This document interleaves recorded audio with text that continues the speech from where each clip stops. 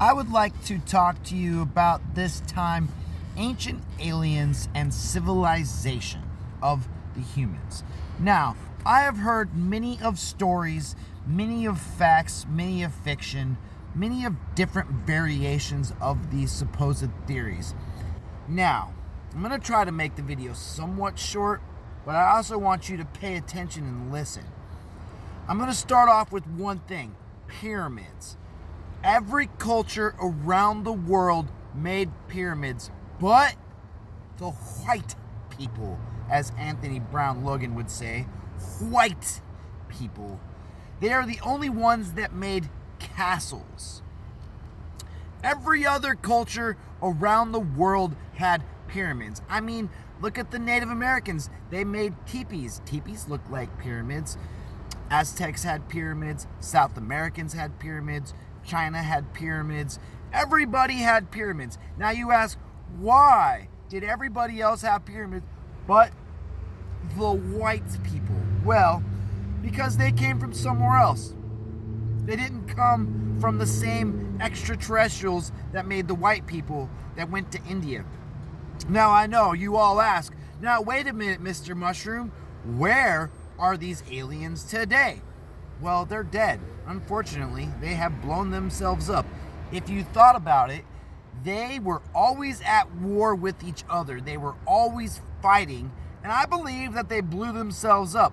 But if you really dig into it, and you really start to process how vast space is, there is 100 Google trillion universes. 100 Google trillion universes. There's so many universes, your mind can't even comprehend how many stars there actually are, let alone planetary stars, let alone planets like Earth. And if those aliens that came here 100,000 years ago, 2 million years ago, however long ago they came here, where would they be today? Somewhere in a far, far, far galaxy doing what they did here, but over there. All right? Now, how can I prove aliens are real? Simple. You look at all the cultures. You look at all the religions. They all have one thing that's fact. They flew around in the sky in ships and were constantly fighting. Now, how do you know this is fact? Because everybody says it, not just one person. Now, how can you tell me what's real and what's fake? Well, I think the Bible is a story.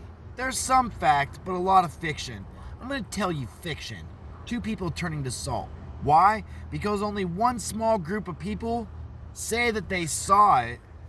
But if this happened, this would happen more often than once, and other cultures would have described it. But they didn't. You know what they did describe? Earth flooding. Everybody talked about Earth flooding because Earth flooded. Now, back to ancient aliens. At one point in time, there was Neanderthals roaming this planet. No, they weren't monkeys. They were Neanderthals. They were a little bit dumber, but smarter than a monkey. And when our ancient ancestors came to this planet, they flew around the planet and they found the Neanderthals. There is no missing link. Absolutely zero missing link. They took the Neanderthal, they took the extraterrestrial DNA, we're just going to call them the Anunnaki. They took the DNA from the Anunnaki and the Neanderthal and they stem celled it together. Now, let's go back into the Bible. The Bible talks about how they took the mud and they made Adam out of the mud. They took a rib out of Adam and they made Eve. Now, if you switch that philosophy around to stem cell technology, and if you took the DNA of a Neanderthal and the DNA of an Anunnaki and then you stem celled it, you can create Adam. Then if you take Adam's DNA and you alter it, you can make a female. So you got to take all these old words and process them into something new, something that translates in today's society. Because back then, They didn't have the vocabulary like we have today. And that's where humans came from. You're never going to find the missing link. Never going to find the missing link, because there is not one. There is only one fact: stem cell technology. We can do it today. We can genetically stem cell creatures in laboratories and grow them. Like, for instance, salmon. They just started producing wild salmon in laboratories. Would you want to eat it? I'll pass.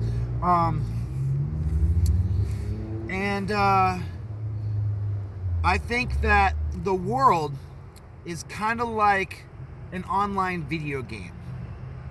You got your different cultures, your different tribes, and they all have their boundaries. And they let them all expand and fight and war and battle out until they slowly start taking over different sections. And then, it's basically just like a video game, just like your Halo, just like your Vikings War of Clans. And I believe that there are different types of extraterrestrials here today. I personally believe that I have met one or two, three. We'll say at least three. One of them told me that they don't fly here in ships. They teleport here because they know where Earth is, but we don't know where they are. They don't want us to know where they are because they don't have religion like we do. They don't believe in Jesus Christ and the devil. They don't want nothing to do with Jesus Christ's religion. They believe everybody to be equal. And if you saw somebody that was having a struggling throughout time, they would help them out, give them a chance to recover from where they are and go forward. Unlike our society, it's all about me, and I'm not going to help you because you're not me, and I'm in my own little group, and you're not. I'm just going to make fun of you and watch you struggle. That's our society. And the aliens don't have that society. They all work together. They all believe one another can help each other, kind of like ants. Ants don't leave one ant stranded. Ants will constantly help another ant. I wish humans were like that. And let me break down people and humans while I brought up the conversation. People. The definition of people only care about themselves and the small little group of people that they are involved with. Humans have an open-minded and can have intellectual conversations with one another and are willing to help one another. People don't want to help one another. They only care about themselves. I don't know. I think I kind of broke it all down in a nutshell right there. Yes. One more thing.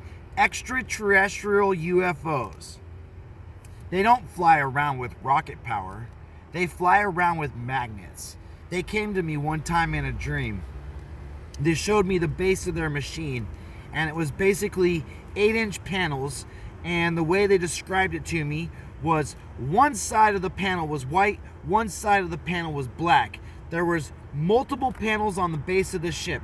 When they would spin, they would turn into gray matter. You call it gray matter because the white and the black spinning looks gray. It's their way of breaking it down to me. So the gray matter of these ships were actually magnets. It's a positive and a negative, always spinning off of one or the other. They create a force field by the magnets spinning off of each other. They use this force field to glide on Earth's atmosphere magnetical field. That's why they can go left, right, up, down, whoop, whoop, whoop, whoop, whoop, because they're not a rocket, they're a magnet. Have you ever stuck two magnets with negative poles on top of each other? They levitate and they want to slide around. They don't want to stay together. But they could control it because they're extraterrestrials and they have the technology to control it. And flying through space, they will use a rocket. They're big cigar-like ships.